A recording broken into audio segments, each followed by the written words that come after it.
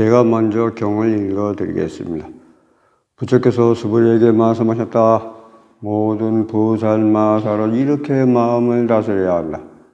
알에서 깨어난 것이나 어비 뱃속에서 태어난 것이나 습한 것에서 생긴 것이나 스스로 생긴 것이나 형상이 있는 것이나 형상이 없는 것이나 생각이 있는 것이나 생각이 없는 것이나 생각이 있는 것도 아니고 생각이 없는 것도 아닌 온갖 부류의众생을 내가 다 교화해서 남김이 없는 열반에 이르게 하겠다라고 해야 하느니라.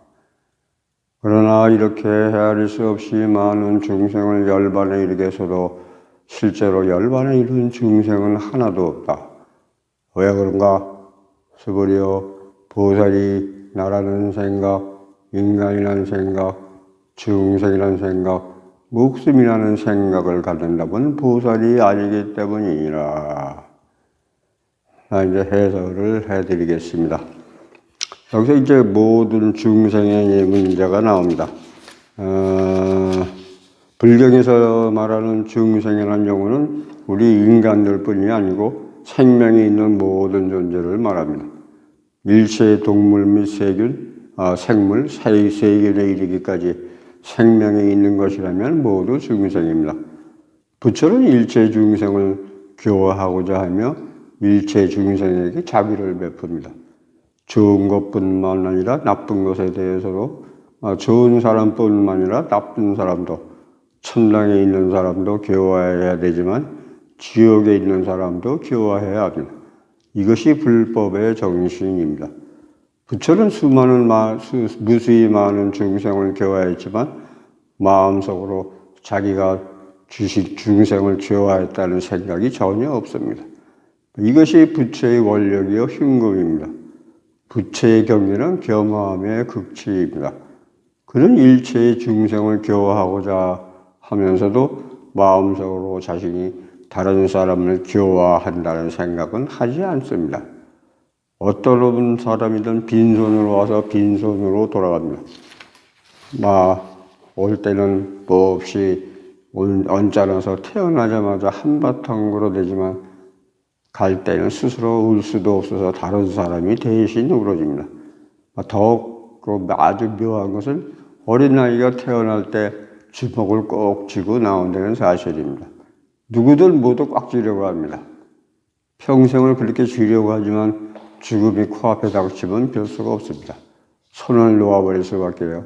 중생의 경계는 이런 경계입니다. 중생의 가장 큰 끈질긴 집착은 내 몸, 내 것, 내 생각입니다. 거기에 집착하는 한 지혜도 없고 자비도 없고 열반도 없는 것입니다.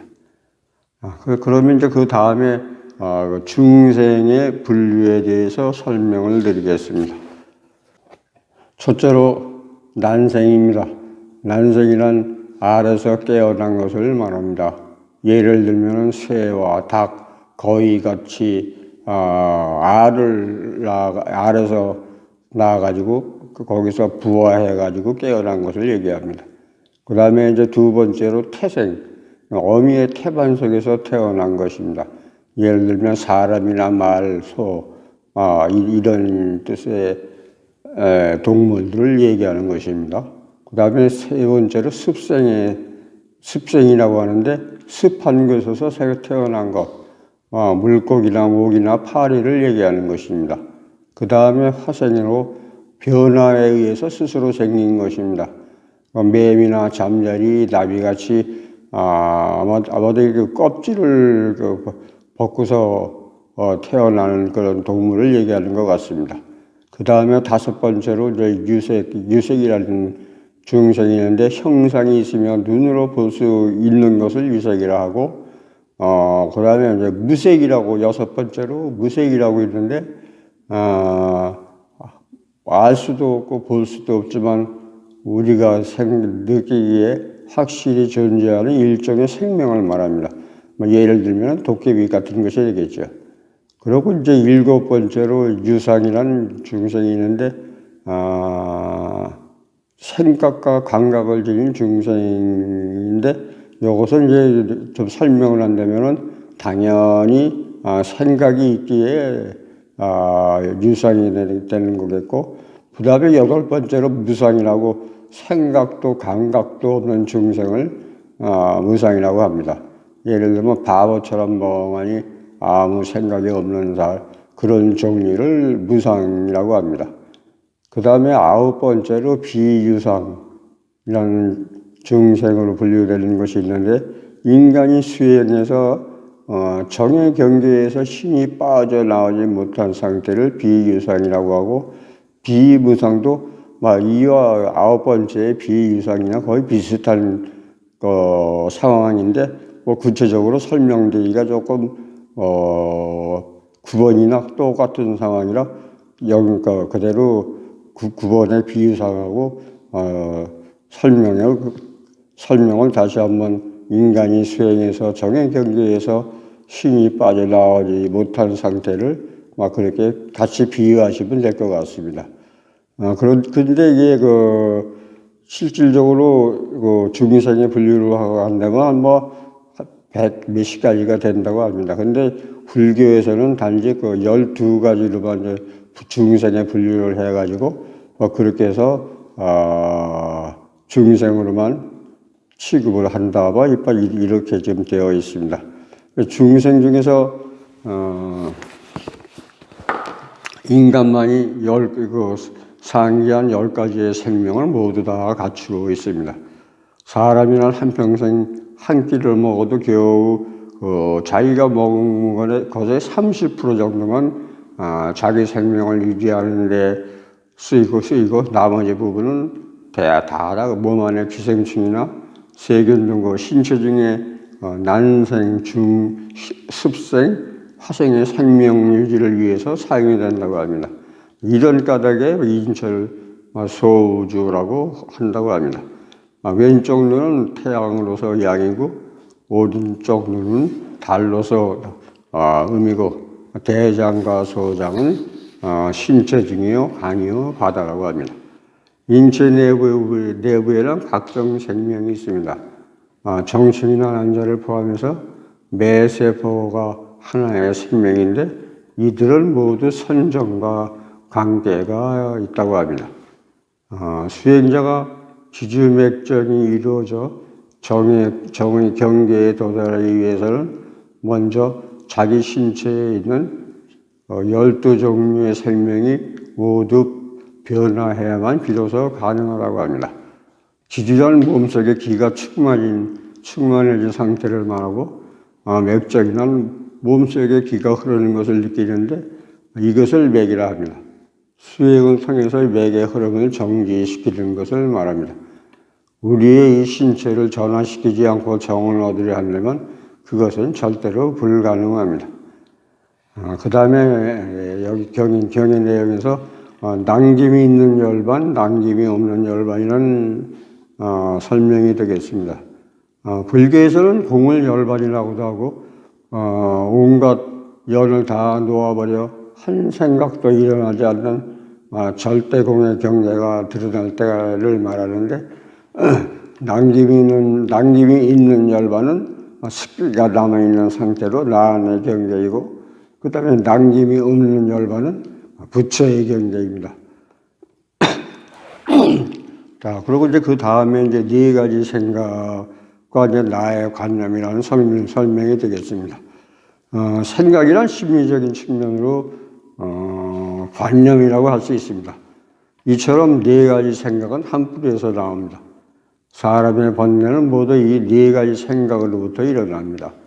나라는 생각을 버리면 인간이라는 생각이 없고, 인간이라는 생각이 없으니 중생이라는 생각, 목숨이라는 생각이 없어집니다.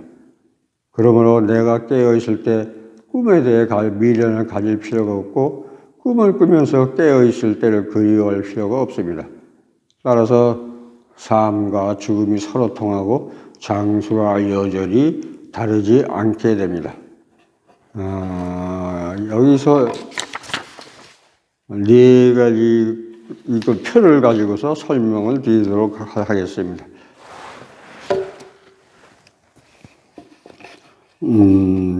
네 가지 생각의 분류는 우선 첫째, 나라는 생각이 있습니다. 그 다음에 인간이라는 생각, 중생이라는 생각, 목숨이라는 생각이 네 가지로 나누어집니다. 나라는 생각은 물론 이제 생명을 가진 개체로서의 인간, 즉, 나 자신에 대한 관념입니다.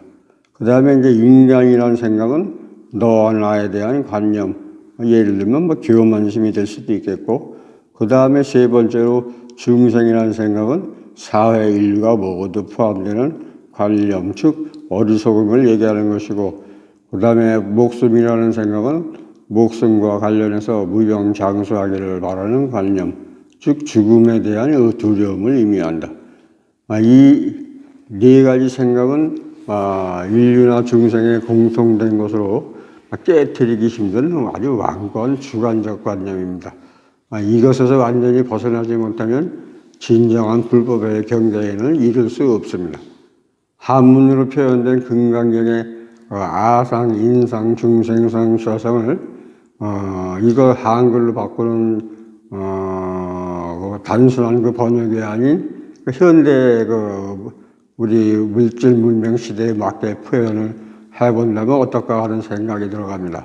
아상은 1인칭으로 우선 나라는 생각, 그 다음에 인간이라는 생각이 나옵니다. 두 번째, 인간이라는 생각은 너와 나라는 생각, 2인칭의 표현을 해요.